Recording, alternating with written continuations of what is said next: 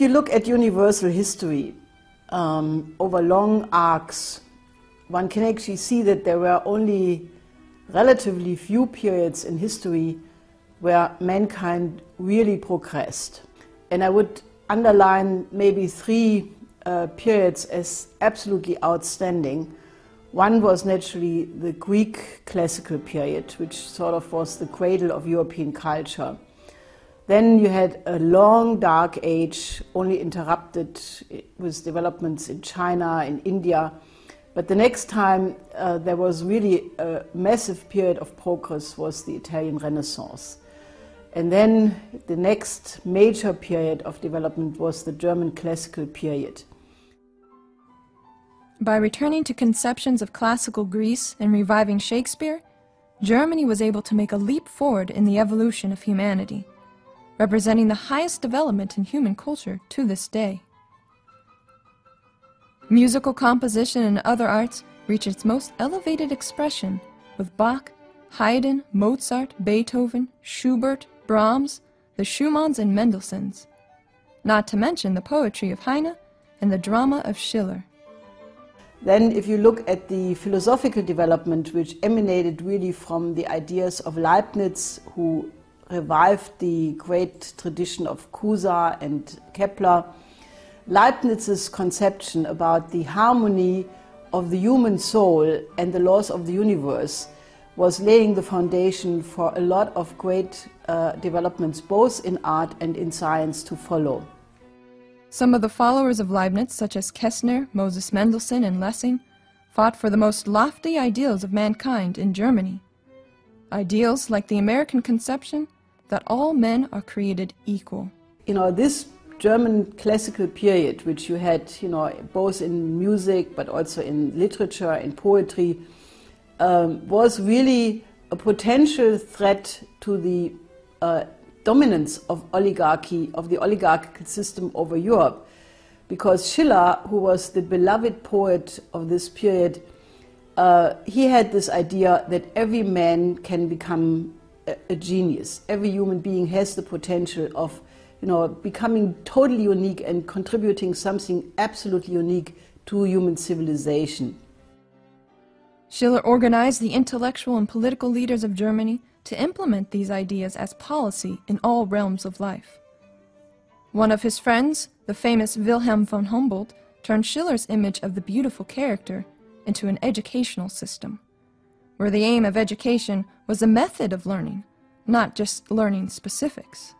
Nowadays, people worry a lot about their beautiful body or their beautiful outlook or their beautiful this or that, but to think about the beauty of your soul, that is not very fashionable these days. But Schiller's conception about a beautiful soul was simply the idea that man can only be free when freedom and necessity, duty and passion are really the same thing. In other words, that only if you do joyfully and passionately what is necessary, that you are free. These sort of enduring objects of thought were nurtured, advanced, and passed on by small pockets of society that can influence the entire culture. Another tool of Schiller's to attain real freedom was the study of this true history. Because only if you can locate your own identity in the long chain of generations of your entire nation and universal history, can you find your place of identity in such a way. Einstein's Germany at the turn of the century was a world center for culture and science, which made it a hub for achievements and attacks. Politically, Germany in the 1880s was reaping the radiating effect of the U.S. defeat of the British with the centennial celebration of 1876. Bismarck had unified Germany as a single nation, introducing social reforms. Industry, as exemplified by the Rathenhaus, was blooming. Science and culture had a new opportunity to thrive. The model of the American system with credit from a national bank was used to encourage industry, protect farming, and integrate Germany through a national railway project. 1876 represented a turning point with the American centennial celebration, which was attended by German representatives. This provided the needed inspiration to pull out from under the suppression of production by the British, who used cheap labor to flood the economy with cheap goods, stifling industry and bankrupting farmers. So in 1879, when Bismarck enacted the tariffs, all of a sudden everything was in place for an incredible economic explosion. And this was a real industrial revolution. Germany overnight, within a decade, surpassed Britain as the world's leading power in terms of steel production. So Germany went into an incredible economic expansion. While Britain was still in the early 1800s in terms of production, Germany was applying breakthroughs in chemistry to improve its technologies and the standard of living of its population. This, of course, would have political reactions from the financial empire of the world. The British oligarchy feared that a unified Germany would be a political opponent to their domination of world trade. Bismarck was ousted in 1890 as part of a long-term British operation to get rid of him, because he was the key figure. He had a vision of a nation, of unity of interest between agriculture and industry. This was the idea of the American Revolution, the harmony of interests of Henry Carey. Bismarck's social reforms then in 1883 really demonstrated the difference between that kind of approach and the Manchester free trade approach of Britain, which required an industrial workforce that was poor and lived off the crumbs of the empire. The idea that industry would create a workforce that would have some leisure time, that could go out into the beautiful German countryside on the weekend, that had paid days off. I mean, all of this was new in the world. And that added to this sense of a real potential for an unlimited potential. And that's what was attacked. The threat of Bismarck's economic reforms, making Germany a springboard for the development of all Europe, unifying it with Central Asia through a proposed Berlin to Baghdad railroad, was no different from his social reforms. New ideas such as retirement and unemployment allowed a population to develop their minds. The optimism of the American system was flourishing. The state of German culture was shaped by the individuals like Otto von Bismarck and Friedrich List, who were able to step outside the culture and give it top-down leadership, reordering the potential for action and thought for people within the culture. A reciprocal relation occurs between the leaders going against the popular current and the whole society changing in response to that, which creates an environment for new leaders to be born. Albert Einstein was born in 1879 in Ulm, Germany, slightly more than a decade before the British ousted Bismarck in fear of the American system taking hold worldwide. Einstein's mother, Pauline, was a patient woman with a sound wit. She loved music and played the piano splendidly. His father, Hermann Einstein, ran an electrical business with his brother. Hermann was endowed with an unfailing goodness of heart and a contemplative nature. He loved literature, and in the evenings would read Schiller and Heine by lamplight to the family. Worn down by the monotonous, often oppressive affairs of daily life, and bombarded by sensuality, man necessarily feels an inner emptiness which clashes with his eternal desire for activity. Human nature cannot bear the uninterrupted and eternal rack of daily business, and sensual excitement simply dies with its own gratification. Man, overwrought by animal enjoyments, fatigued from protracted labors, tormented by his eternal compulsion to remain active, thirsts for better and more select amusement. As a youth, Einstein became disenchanted with the animal-like drive of everyday life. When I was a fairly precocious young man, I became thoroughly impressed with the futility of the hopes and strivings that chase most men restlessly through life. Moreover, I soon discovered the cruelty of that chase. By the mere existence of his stomach, everyone was condemned to participate in that chase. The stomach might well be satisfied by such participation, but not man, insofar as he is a thinking and a feeling being. Einstein first sought for something higher in existence through religion. Something more substantial, more universal had to be out there. Writing his own songs of praise to God, at an early age he took it upon himself to observe religious practice, such as dietary commandments, in spite of his irreligious Jewish family. Individual existence impresses him as a sort of prison, and he wants to experience the universe as a single significant whole. To sense that behind anything that can be experienced there is a something that our mind cannot grasp, and whose beauty and sublimity reaches us only indirectly and as a feeble reflection, this is religiousness. Soon, religion took another shape.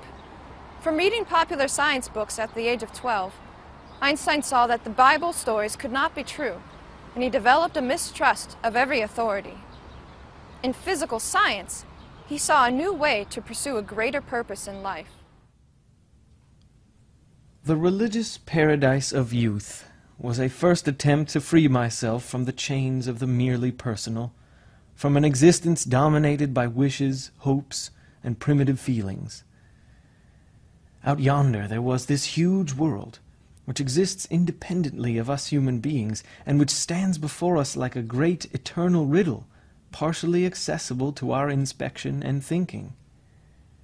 The contemplation of this world beckoned as a liberation, and presented itself to my mind as a supreme goal. Similarly motivated men of the present and of the past were the friends who could not be lost.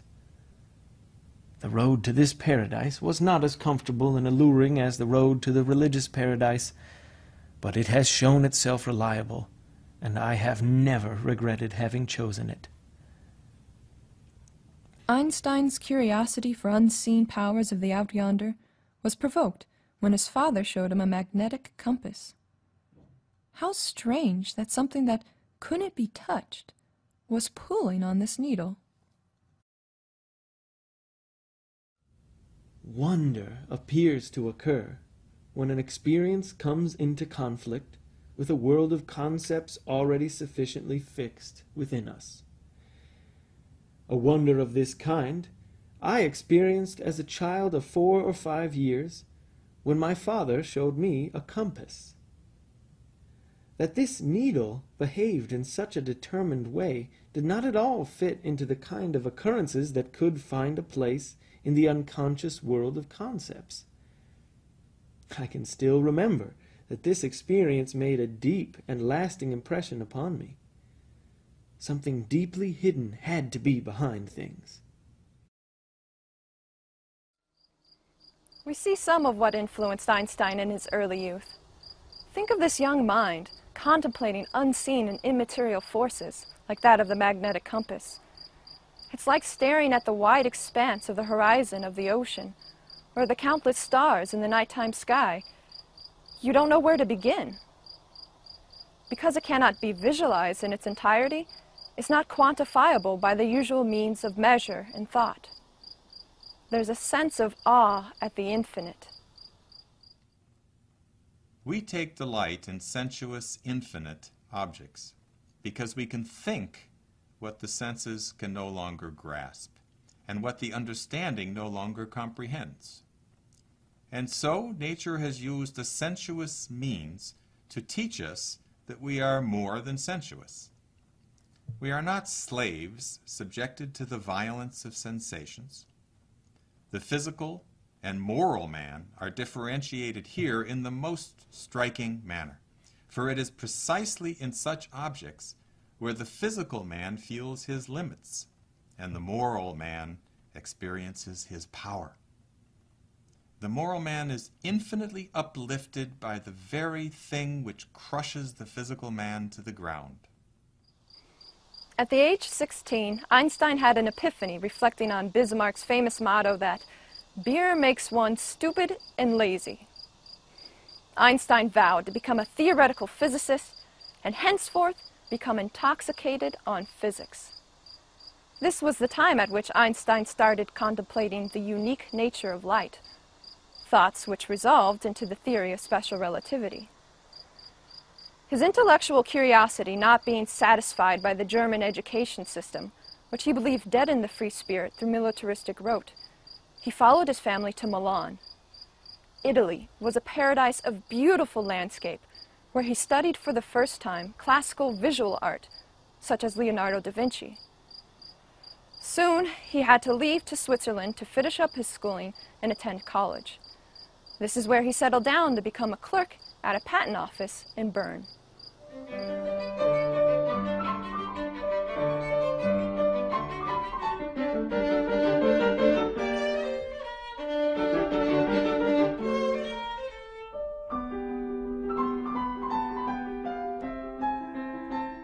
The essence of someone's being lies in what they think and how they think, not simply in a biography of what they did.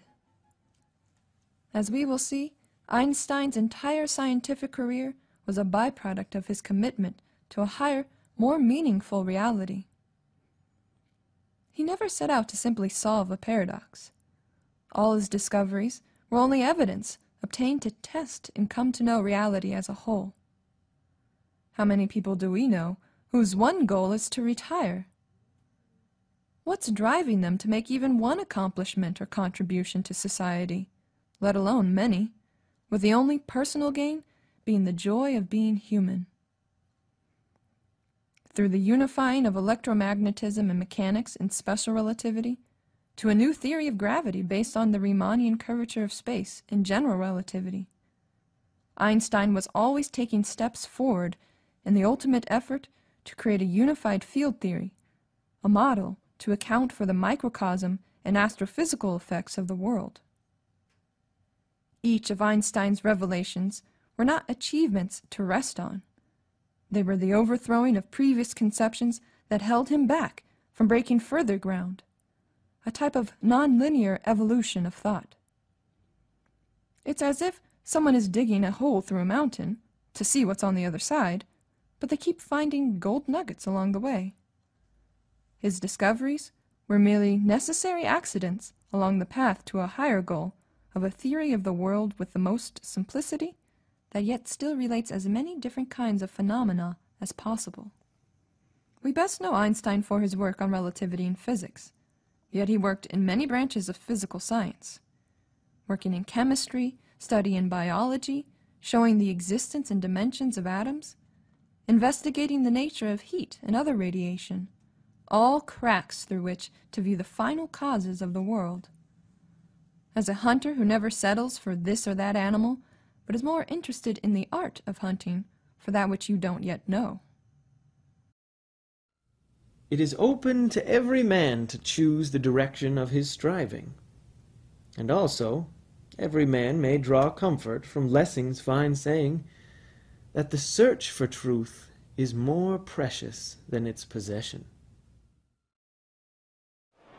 In conversation with a young physicist expressing her desire to go to Paris for a change in surroundings, Einstein said, "I never look for that. I like Paris, but I don't want to go there, or anywhere. I don't like to learn a new language. I don't like new food or new clothes. I'm not much with people, and I'm not a family man. I want my peace.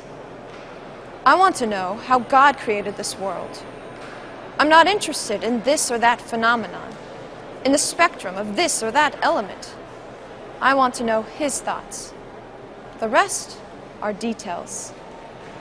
This hunt for God's thoughts lies outside the realm of mathematics and requires a certain instinct.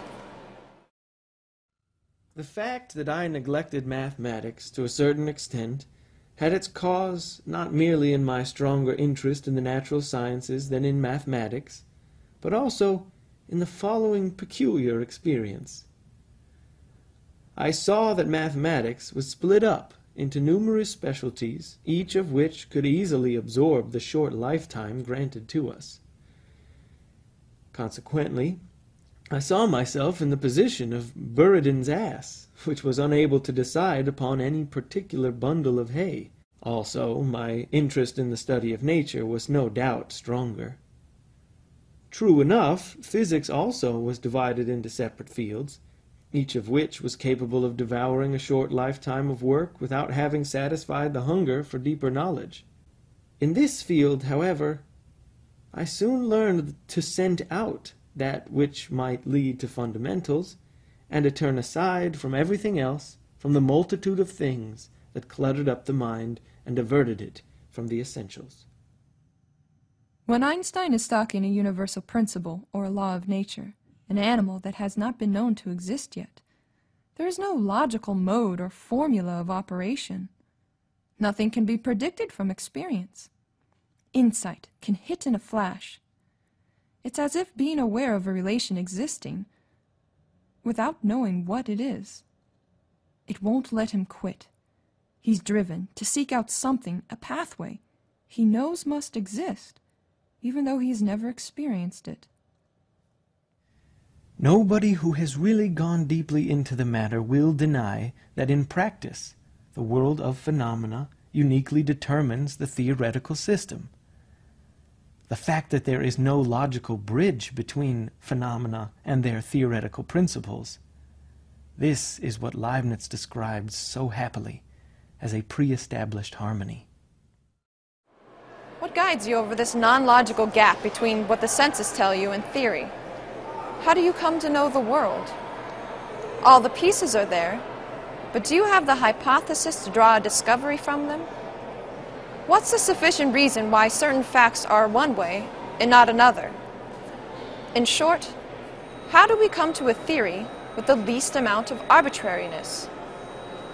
Einstein would say that the connection between the empirically given, the realm of what we observe, to the conceptual world, the ideas and theories we use to come to understand them, is purely intuitive. That there's no logical analysis to explain how the mind understands the world outside of it. Therefore, imagination is more important than knowledge. The mark of Einstein's unique personality and of how he thought can be expressed by his epistemological credo. There are two domains, one of the totality of concepts, the other of perceptions. Concepts only get their meaning through their connection to experience. Though this linkage is entirely intuitive, it's what separates scientific truth from fantasy. The structure of this conceptual system is a human creation, and its aim is to make a complete coordination with the totality of experiences, providing a glimpse of the marvelous structure of the world, and it is devoted to comprehend a portion of the reason that manifests itself in nature. Einstein's view of the universe and of the ethical society came from embracing the world, taking the infinite inside himself, forming the concept of the objective world as a one, and himself as a separate individual, like an outside participant of a drama. When he sees what's lacking in the material world, he strives to ennoble it to the ideal. Therefore, the science of Einstein's creativity lies not in mathematics, as how most people think of science, as some logically deductive system of a computer, but lies in a sense which is not sight, nor hearing, nor any other bodily organ. It lies in insight, a type of smell of what you cannot see or touch. An experiment is what you use to test and validate this insight, to show it as a reliable sense. There are an infinity of sense perceptions at any given moment, a confused, indifferent mosaic. The mind is that which provides the organizing element which gives definite wholes to this sequence to account for the generation. Einstein knew that because sense perceptions cannot give you reality, reality lies in the imagination. By striving to comprehend the universal as Einstein did, you get a sense of the reason or beauty of certain things. A type of resonance occurs between the principles ordering the universe and the innate ability of your mind.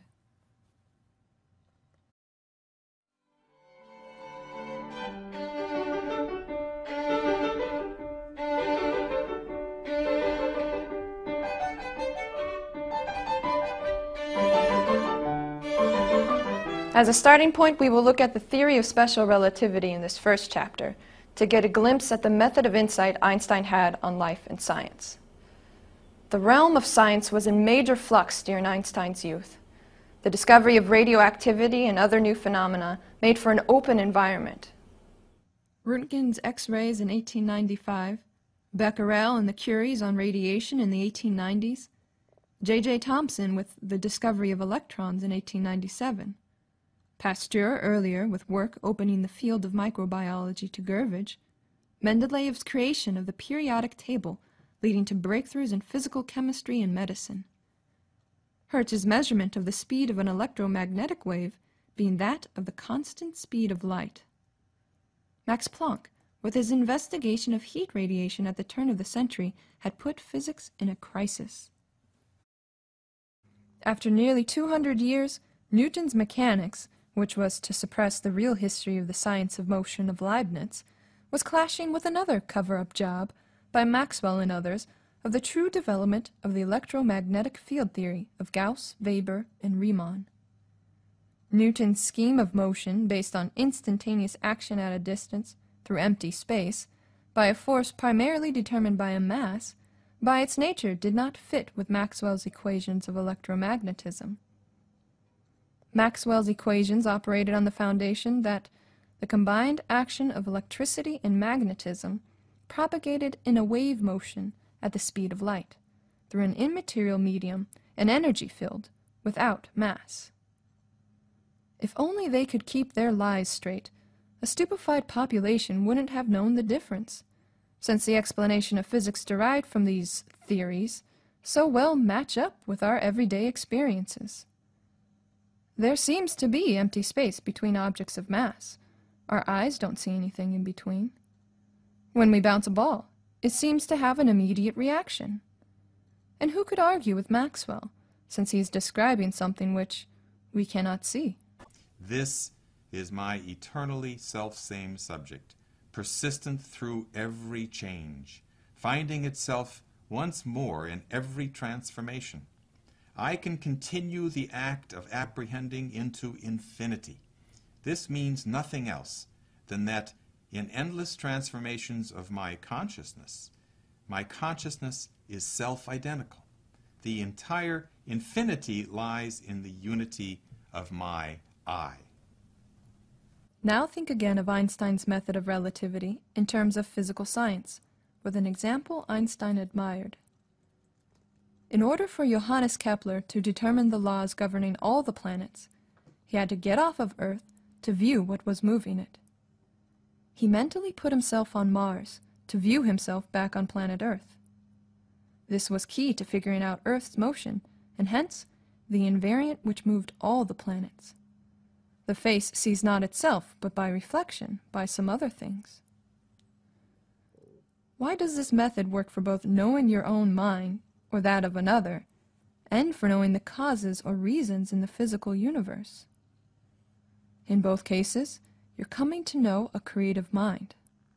One being a human personality, the other being the personal thoughts of the Creator. You're using yourself and the universe as mirrors to view the unseen. This scientific method to life seems to have a history which is accessible to all those who search for it.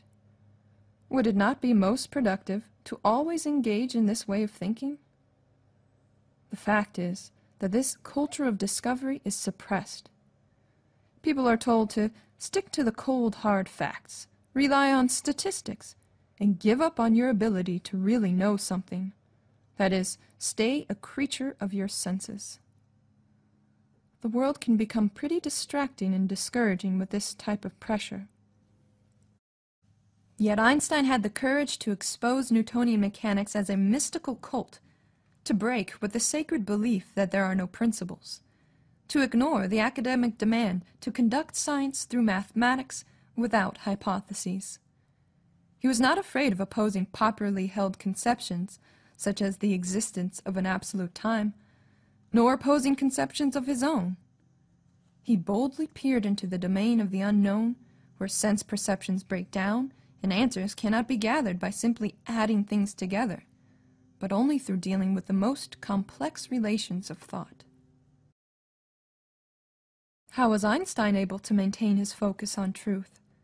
How was he, out of the many great minds and diligent professors of the time who were dealing with the same paradox of relativity, able to be the one who made the breakthrough? The same observations and facts were available to all, and there were already theories that all equally well accounted for them. But the cause of these shadows are not self-evident in the facts. You need a perceptive mind to see beyond them. Why was Einstein able to see something new and catch it, while others looked in vain? Where did this instinct to investigate the invisible come from? This genius of a scientist, this theoretical physicist, was guided by his musical intuition. His mind was rooted in a classical identity. No amount of calculating observations made the discovery. Einstein was able to willfully access his creative state of mind through playing his violin.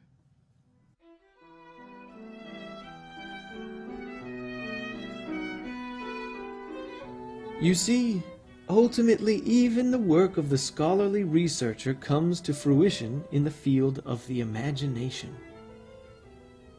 When I think back how my discoveries came about and took shape, 100 times one runs into a brick wall to try to hold on to define something which is an unclear feeling floating before you, to bring it into a system, in short, to reach the last summit, in vain. And then, at another time, perhaps like a flash, the resolving thought. And then begins the infinitely exhausting work of constructing and developing the system. This is no different from what happens to an artist. Concentration, extended willpower, years of endurance create a work. That is the temperament required.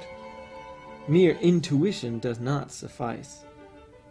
Artistic premonition plays a not insignificant role in my life. I believe in intuitions and inspirations. I sometimes feel that I am right.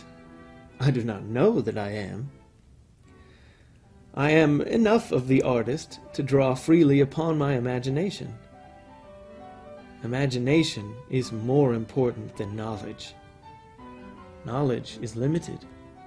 Imagination encircles the world. Einstein's son Hans would say of him, whenever he felt that he had come to the end of the road or faced a difficult challenge in his work, he would take refuge in music, and that would solve all his difficulties. The wholly human creation of a musical piece allowed Einstein to get outside the constraints of the accepted rules of thought by reliving the act of discovery and creation of a composer. The tapping into the passion of a continuous classical culture and the exercise of beauty freed Einstein to create an object of thought that he could step back from and view from all sides, a model that aided the synthesis of many relational principles, great in scope, yet still each distinct, into a living integral. In short, music is how Einstein thought. Since nothing can compel our mind to halt its business, it must be the mind's power of imagination which sets a limit for that activity. In other words, the estimation of magnitude must cease to be logical, it must be achieved aesthetically. We will see in future installments how this personality holds up, is tested, and is exemplified through 2 world wars, Nazism and McCarthyism, isolation and political attacks, the beginning of a civil rights movement, and the degeneration of both science and culture. What we can learn thus far from Einstein's early life is that truth is not literal, it's ironic. And in human physical science, passion and truth must be united. Passion without scientific reason is wild fantasy, but science without passion, the intense emotion of love or devotion, is robotic practicality. You're left with a collection of useless facts. Because sense perceptions only give you shadows of reality, reality must be sought for in the imagination. Creativity lies in the imagination. To let the mind play and make leaps in thought beyond what you currently know is the function of the domain of art. To watch yourself watching the universe, becoming at once the audience member, the performer, and the composer. In the human drive to more fully comprehend the universals causing phenomena, you turn away from being sense-dominated and practice thinking and acting on the unseen invariant principles which give you a true power in and over the universe. In reflection, you soon see that the higher invariant is the act of your own mind apprehending, and that this resonates with the universe. Every person shares in this ability. You now see the moral conception of the individual identity in a true humanity. This act of discovery, of coming to know and change the world, is a continuous process that does not end with the death of your body, but in fact is passed on generation to generation, giving immortality to ideas and the personalities which discovered them. The question left is, where do you locate your identity?